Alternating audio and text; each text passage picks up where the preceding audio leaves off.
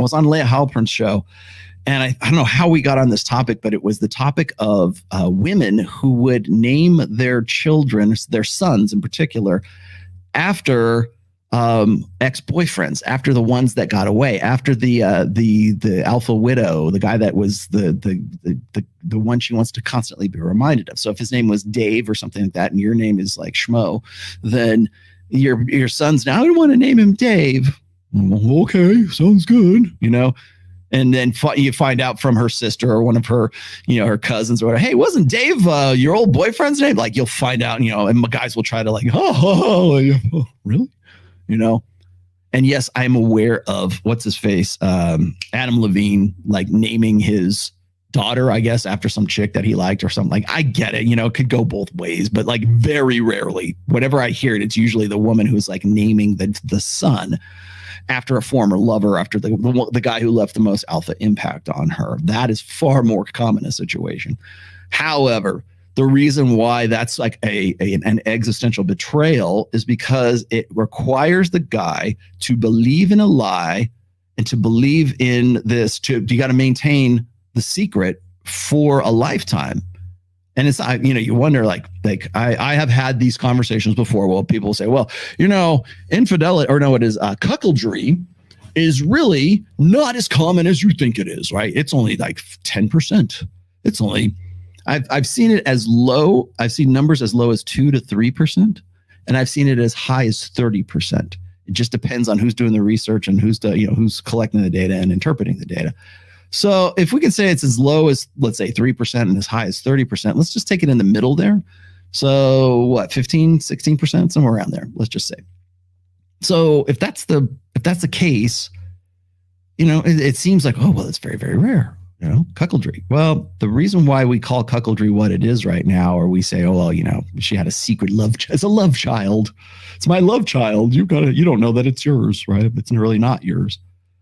That level of betrayal is an existential fear of men for men, I guess. And because we want to know that the damn kid is ours, because if it's not ours, it's not going to be ours. I married a slut who fucks like a prude, right? I have invested my resources, my time, my territory, my life, catering my life to afford this woman a lifestyle and these children a lifestyle. And I believed this whole time that those kids were mine. That's where jealousy comes from. That's why we have the jealousy instinct in the first place. That's why it's very, very important. That's why it's so powerful in human males. And the jealousy response, the envy, the suspicion is a survival adaptation. It's a psychology or a psyche, part of the male psyche. Now, women get jealous too for other reasons. Now, there's different reasons why we do. But we get jealous as a result of not wanting to get cucked, guys, anyways, because we don't want to get cucked. We don't want to lose our investment in that woman and in that life because we think that the kid is actually ours. And we find out suddenly that it isn't. Yeah, that puts everything and it throws everything into chaos. Maybe divorce her, maybe kill her, maybe kill yourself, maybe whatever. I don't know. The guys, depends on how that guy reacts to it. But that's something that is going to set guys off. I mean, it's one thing to have a mate guarding response, and that mate guarding is also intimately connected to that. Mate guarding is basically behavior, right? Whether it's cognitive or not, but it's also tied intimately to jealousy and to envy and to, you know, wanting to know that the damn kid is ours. That's why we have, you know, formalized monogamy. And yes, but you know, so shout out to the guys in Iron Disciples. I saw your response video, or I got about halfway through it before I had to start. But the idea of wanting to have to be married in the first place, that was to reassure guys that woman is going to be loyal. The fidelity is going to the damn kid is going to be your kid. If I have to give up my access, if I have to give up unlimited access to unlimited sexuality, I'm okay with that because you're hot and I love banging you, and you, as long as you stay in shape and as long as the kid is mine, I will move heaven and earth for you. I've got a video from Andrew Tate here in the Tate files in a little bit here, talking about exactly that, with Patrick Bet-David in Madrid of all places. But it comes back down to the want. Like, why is marriage a raw deal for guys? I talked about this last week. Why is marriage a raw deal? It's an all downside proposition for men. Why is it that men have more maneuverability and more access and more opportunities outside of marriage than they do inside of marriage? Well, it used to be that the only way you could have sex was to get married, right? That was like supposed to be the rules. Or at the very least, if you weren't, when you did get married or when you did become monogamous, then you were supposed to be patriarchal. Patriarchy at least implied that you had to be responsible for your wife and your kids. You had the authority over them, but you were at least responsible for them, or you were supposed to be responsible for them, or else you were not a man of integrity and a man of honor, a man of responsibility, yada, yada, yada. Now, back in the day when you had the authority to exercise that responsibility, that was great. But the whole thing hinges on one agreement, one assurance. The damn kids are going to be mine. I will forsake all others. I will in sickness and in health, for richer and for poor, until death do us part. All the old marriage vows, those aren't just like, flowery, oh, it's so romantic. No, those are terms of the arrangement. Those are terms of the agreement. Here's what I'm going to do. For better or worse, for richer, poor, sickness and in health, to love and obey. And to make sure that the damn kids are mine, because I'm compromising my innate mating strategy and women are compromising theirs as well. And that was the agreement. That was the arrangement. That's why you have those words and you vow. You promise to do those things. Well, now all bets are off. Women don't. I make my own damn money. It doesn't even rich or poor. Fuck that. If you're not richer, if you don't say, if you get poorer, then I'm out. And divorce is always on the table for women. It always will be. I've had that debate I had that discussion with Pat Campbell way back in the day. So yeah, is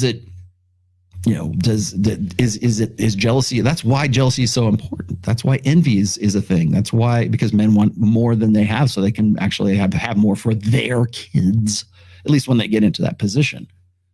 Why is it that men are status seeking? Why is status a big deal? Why is jealousy a big deal? Why is the male burden of performance? Why do men have burden, competency? Why is it that more competent men are more, at least attractive for long-term security than guys who aren't?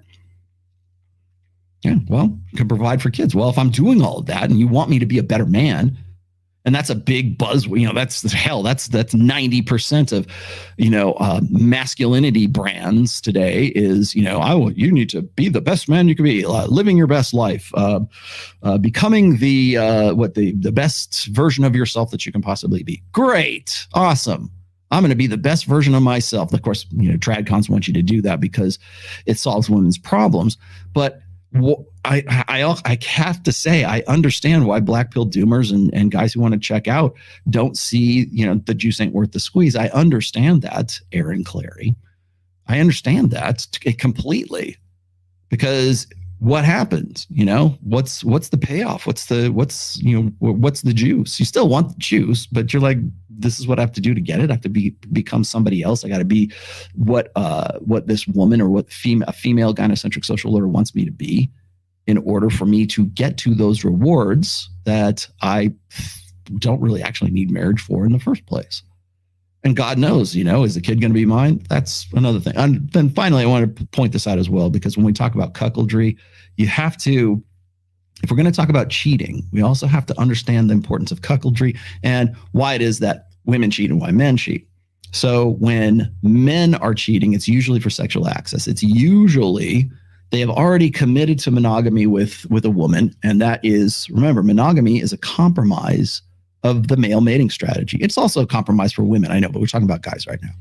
So it's a compromise of the male mating strategy, because ideally, if you're a top 4.5% guy who can get laid, who enjoys the sexual rewards and intimacy and interests of women, it's in his best interests, at least, for as long as he's on top of his game at his peak sexual market value, it's in his interests not to spin plates, to not be exclusive, to not be married. It's in his best interest to do that. And I think most guys who are lesser men, and I mean that in the most scientific, clinical way as I can put it, but guys who are lesser men would rather he not, because it takes more women away from them. I mean, on a larger scale.